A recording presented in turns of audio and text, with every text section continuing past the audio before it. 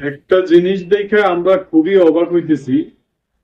বাংলাদেশ ইসলামী ছাত্র শিবিরের সভাপতি সেক্রেটারি দুইজনই ছাত্রলীগের পদপ্রাপ্ত ঢাকা বিশ্ববিদ্যালয়ের বিভিন্ন হলে। এবং সবচেয়ে মজার বিষয় হচ্ছে যে এই দুইটা হলে তারা অবস্থান করছে।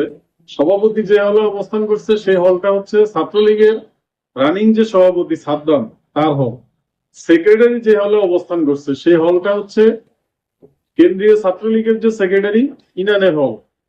এবং এরা দুইজনেই ওই দুইটা হলের কমিটিতে একজন জয়েন্ট সেক্রেটারি এবং একজন সহসভাপতি। এখন দেখেন এই যে বঙ্গবন্ধুর হাতে গড়া ছাত্রলীগের মতো একটি ঐতিহ্যবাহী সংগঠনকে এই আবালেরা এটা কিভাবে দিনের পর দিন ধ্বংস করে দিচ্ছে শুধুমাত্র টাকার কাছে কমিটি বিক্রি করে করে।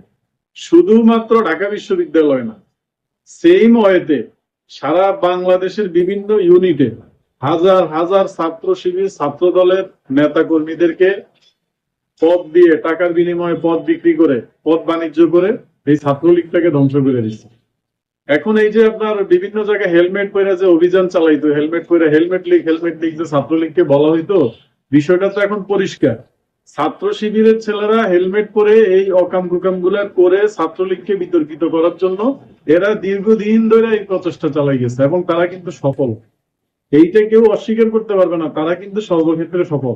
দেখেন এটা কত বড় জঘন্য বিষয়। ছাত্রলীগের পদধারী তারা, এই দুইজন ছাত্র শিবিরের সভাপতি সেক্রেটারি, অথচ ছাত্রলীগ ক্যাম্পাসে স্লোগান দেয় একটা একটা শিবির ধর ধৈরা ধৈরা জবাই কর। কি হাস্যকর।